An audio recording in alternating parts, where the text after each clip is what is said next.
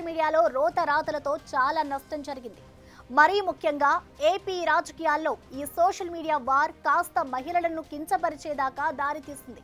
చాలా మంది హర్ట్ అయ్యారు. పొలిటికల్ పార్టీల మధ్య సోషల్ వార్ ఓ రేంజ్లో జరిగింది. అరెస్టులు కూడా జరిగాయి. సో వీటికి చెక్ పెట్టేలా ఏపీ ప్రభుత్వం సరికొత్తగా ప్లాన్ చేస్తోంది. సోషల్ మీడియాలో రోతరాతలు, మహిళలను కించపరుస్తూ పోస్టులు, రాజకీయ దురుద్దేశాలతో కామెంట్లు,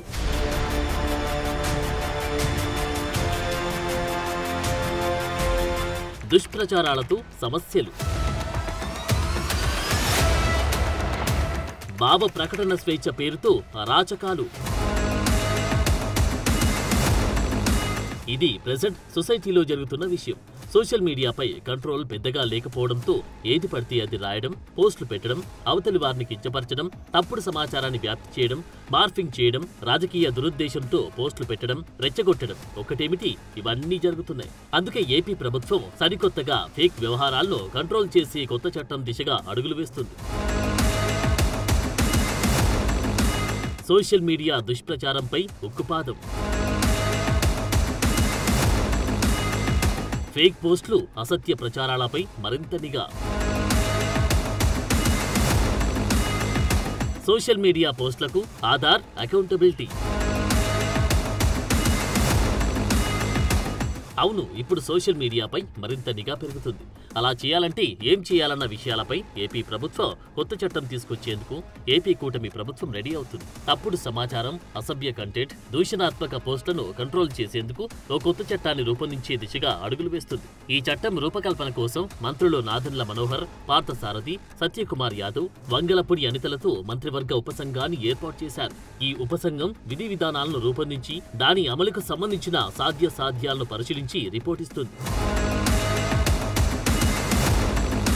సెప్టెంబర్ 4న జరిగిన ఏపీ కేబినెట్ మీటింగ్ లో ఈ సోషల్ మీడియా దుష్ప్రచారాల చుట్టూనే చర్చ జరిగింది. ఈ మీటింగ్ లో సోషల్ మీడియాలో ఏపీ ప్రభుత్వం అలాగే కూటమి పార్టీ నాయకులపై జరుగుతున్న తప్పుడు ప్రచారంపై చర్చ జరిగింది.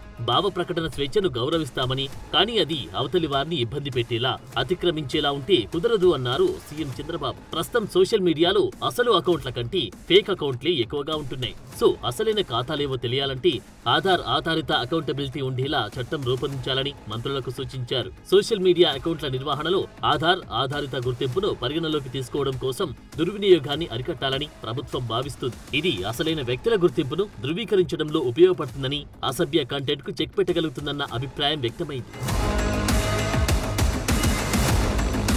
సోషల్ మీడియా పోస్టుల కట్టడిలో న్యూజిలాండ్లో బలమైన సోషల్ మీడియా చట్టాలున్నాయని, అలాగే ఇటీవలి సుప్రీంకోర్టు ఇచ్చిన తీర్పులను స్టడీ చేసి సమగ్ర చట్టాన్ని రూపొందించాలన్నారు సీఎం చంద్రబాబు. రాజకీయ దురుద్దేశాలతో చేసే తప్పుడు ప్రచారంతో ప్రభుత్వానికి నష్టం జరుగుతుంది. పదే అవే పోస్టులు వైరల్ అయితే అదే నిజమనుకునే పరిస్థితి జనంలోకి వస్తుంది. అందుకే ఇలాంటి వాటిని ఆదిలోనే గుర్తించి కట్టడి చేసేలా కొత్త చట్టాన్ని సీరియస్ గా తీసుకుంటుంది సర్కార్. సామాజిక మాధ్యమాల్లో వైఎస్ఆర్సీపీ నాయకులు, వారి సపోర్టర్స్ చేసే తప్పుడు ప్రచారాలపై సీఎం చంద్రబాబు సీరియస్ గా ఉన్నారు. ఇలాంటి దుష్ప్రచారాలపై కొన్ని ఎగ్జాంపుల్స్ కూడా చర్చకు వచ్చాయి. కుప్పంకు కృష్ణానది జలాలను అందిస్తున్నప్పటికీ వైసీపీ నేతలు నీళ్లు అందడం లేదంటూ తప్పుడు పోస్టులతో ప్రచారం చేస్తున్నారన్నట్లు చర్చకు వచ్చింది. అలాగే యూరియా సరఫరాపై కూడా అసత్యాలు వ్యాప్తి చేసి రైతులను గందరగోళానికి గురి చేస్తున్నారన్నారు. నిజానికి ఈ తప్పుడు ప్రచారాలను మంత్రులు, ఎమ్మెల్యేలు సమర్థంగా తిప్పికొట్టలేకపోవడం వల్ల ప్రభుత్వ ఇమేజ్ కి నష్టం జరుగుతుందన్న అభిప్రాయం కేబినెట్ మీటింగ్ లో వ్యక్తమైంది. సుగాలి ప్రీతి కేసు పైన సోషల్ మీడియాలో జరుగుతున్న ప్రచారంపై రియాక్ట్ అయ్యారు. సుగాలి ప్రీతి కుటుంబానికి అండగా నిలిచినందుకు తనను రాజకీయంగా లక్ష్యంగా చేసుకుని విష ప్రచారం చేస్తున్నారని మీటింగ్ లో డిప్యూటీ సీఎం పవన్ అన్నట్లు తెలిసింది. ఈ కేసును సిబిఐకి కూడా కూటమి ప్రభుత్వం అప్పగించింది. ఓవరాల్ గా సమాజంలో చిచ్చుపెట్టే కంటెంట్ ను నిషేధించడం, మహిళలపై అసభ్య పోస్టులను అరికట్టడం ఈ చట్టం ప్రధాన లక్ష్యాలుగా ఉండబోతున్నాయి. సోషల్ మీడియాకు పవర్ చాలా ఉంది. ప్రభుత్వాలనే కదిలిస్తుంది. నిశ్శబ్ద ఉద్యమాలను నడిపిస్తుంటుంది. దీన్ని మంచికి వాడుకుంటే చాలా మంచి జరుగుతుంది. అదే చెడుకు వాడితే వచ్చేవి సమస్యలు, అనర్థాలే. అయితే ఏపీలో సోషల్ మీడియాతో మంచి జరగడం అటుంచితే అనర్థాలే ఎక్కువగా జరుగుతున్నాయి. అందుకే వీరందరినీ కట్టడి చేసేలా కొత్త చట్టం చేసే దిశగా ఆలోచన చేయాల్సి వస్తోంది.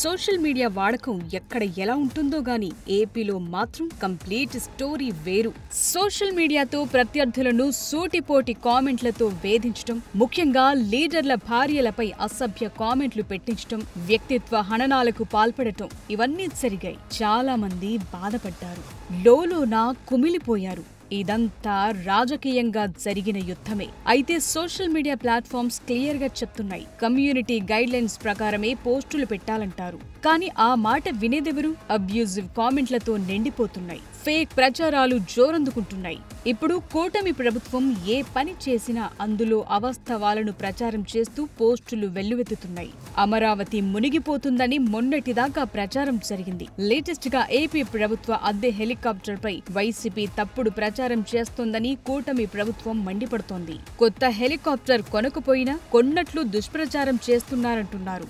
మరో ఎగ్జాంపుల్, రాష్ట్రంలో బర్డ్ ఫ్లూ లేకపోయినా కోళ్లకు బర్డ్ ఫ్లూ వచ్చిందన్న ప్రచారం పెరుగుతోంది. దీన్ని నమ్మొద్దని పశుసంవర్ధక శాఖ అధికారులంటున్నారు. సో ఇలా చెబుతూ పోతే రోజు ఇలాంటి ఉదాహరణలెన్నో. అందుకే స్ట్రిక్ట్ యాక్షన్ దిశగా అడుగులు పడుతున్నాయి. ఏపీలో కూటమి ప్రభుత్వం రావటంతోనే సోషల్ మీడియా సైకోల సంగతి తేల్చే పనిలో పడ్డారు. గతంలో ఇష్టమొచ్చిన కామెంట్లు పెట్టి వేధించిన వారి ఆట కట్టించారు. వందల మందికి నోటీసులిచ్చారు. చాలా మందిపై కేసులు పెట్టి అరెస్టు చేశారు. నిజానికి ఐటీ చట్టం ప్రకారం ఇలా సోషల్ మీడియాలో అబ్యూజివ్ గా ప్రవర్తిస్తే పెద్దగా కఠిన శిక్షలు లేవు. దీంతో చాలా మంది రెచ్చిపోవటానికి కారణమైంది. సో ఇవన్నీ చూసిన డిప్యూటీ సీఎం పవన్ కళ్యాణ్ అసెంబ్లీలో గతంలో ఓ ప్రతిపాదన తీసుకొచ్చారు.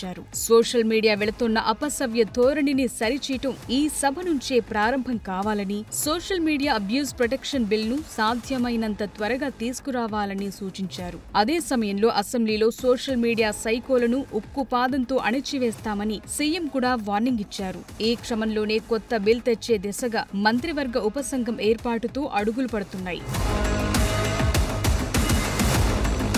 ప్రస్తుతం ఏపీలో సోషల్ మీడియాలో దుష్ప్రచారం చేస్తున్న వారిని ఫేక్ అకౌంట్ల ద్వారా పెట్టినా సరే గుర్తుపట్టేస్తున్నారు. లైక్లు కొట్టినా, ఫార్వర్డ్ చేసినా, కమ్యూనిటీ గైడ్ లైన్స్ కట్టుదాటి కామెంట్లు పెట్టినా అందరూ బుక్ అవుతున్నారు. బిఎన్ఎస్ఎస్ సెక్షన్ 111 ప్రయోగిస్తుండటంతో చాలా మంది కాళ్లబేరానికొస్తున్న పరిస్థితి. అసభ్యకర పోస్టులు పెట్టే వారిపై కేసులు పెడితే తప్పేముందని ఏపీ హైకోర్టు గతంలో ప్రశ్నించింది కూడా. గతంలో న్యాయమూర్తులను కూడా వదలకుండా దూషిస్తూ పోస్టులు పెట్టారని గుర్తు చేసింది ధర్మాసనం. సోషల్ మీడియా పోస్టులను తేలిగ్గా తీసుకోవద్దు. వాటిని ఎవిడెన్స్ గా పరిగణిస్తారు. ఒకవేళ పోస్టు పెట్టి వెంటనే డిలీట్ చేసినా అది కూడా రికార్డ్ అవుతుంది. రీట్రైవ్ చేస్తారు కూడా. చిన్న పిల్లలను ఇబ్బంది పెట్టినట్లుగా ఉంటే పోక్సో చట్టం సెక్షన్ 57B కింద, ఎస్సీ ఎస్టీలను ఇబ్బంది పెడితే అట్రాసిటీ కింద కేసులు బుక్ అవుతాయి. ఏపీలో social media abuse protection bill వచ్చి చట్టంగా మారితే శిక్షలను కఠినం చేసే అవకాశం ఉంది. సో ఏపీలో బిల్ తెస్తే అది దేశవ్యాప్తంగా పార్లమెంటులోనూ ఎన్డీఏ ప్రభుత్వం ఆలోచన చేసే అవకాశం ఉందంటున్నారు. అదే జరిగితే స్వచ్ఛమైన సోషల్ మీడియా చూడగలుగుతామన్న నమ్మకం కూడా చాలా మందిలో కలుగుతోంది. ఏపీలో సోషల్ మీడియా వార్ ఎప్పుడో హద్దులు దాటిపోయింది. ఇందులో విజేతలుగా ఎవరూ మిగల్లేదు. అందరూ బాధితులే. ముఖ్యంగా మహిళల క్యారెక్టర్ టార్గెట్ గా జరిగిన పోస్టింగ్లు సభ్య సమాజాన్ని తలదించుకునేలా చేశాయి. కొందరి అత్యుత్సాహం రెండు వైపులా నష్టాన్నే మిగులుస్తోంది. వీటితో రాజకీయంగా ఉపయోగం లేకపోగా అన్ని సమస్యలు ఎదుర్కోవాల్సిన పరిస్థితి. ఏపీలో రాజకీయాలకు గతంలో మహిళలే మొదటి టార్గెట్ అయ్యారు. ఇటీవలి కాలంలో ఈ విపరీత ధోరణి మరింతగా పెరిగింది. అందుకే ఈ కొత్త చట్టంపై అడుగులు వేగంగా పడుతున్నాయి. పైగా ఇప్పుడు ఏ చిన్న వర్షం పడ్డా రాజధాని అమరావతి ప్రాంతం మునిగిపోతుందన్న ప్రచారాలు పెరిగాయి. వీటన్నిటికీ కౌంటర్గా కొత్త చట్టం రూపంలో కథ మారబోతోంది. ఈ కొత్త చట్టం రూపకల్పన సోషల్ మీడియా దుర్వినియోగాన్ని అరికట్టడంలో పాజిటివ్ రిజల్ట్ ఇవ్వగలుగుతుందనుకున్నా ఇది భావ ప్రకటన స్వేచ్ఛ, వ్యక్తిగత హక్కులపై ప్రభావం చూపే అవకాశముందన్న వెర్షన్ వినిపిస్తోంది. వైఎస్ఆర్సీపీ ఈ చట్టాన్ని రాజకీయ ప్రతీకారంగా, విమర్శలను అణచివేసే ప్రయత్నమని ఆరోపిస్తోంది. సుగాలి ప్రీతి కేసు వంటి సున్నితమైన అంశాలు పొలిటికల్ టర్న్ గా మారటం, ఫేక్ న్యూస్ ద్వారా ప్రజల్లో గందరగోళం సృష్టించడంతో ఏపీ రాజకీయాల్లో ఉద్రిక్తతను పెంచుతున్నాయి. కొత్తగా చేసే చట్టం తప్పుడు ప్రచారాన్ని కంట్రోల్ చేస్తుందన్న ఉద్దేశంతో కూటమి ప్రభుత్వం ఉంది. అందులో సున్నిత అంశాలు కూడా ఉన్నాయి. మరి ఏం జరుగుతుందన్నది చట్టంగా మారాక తేలనుంది.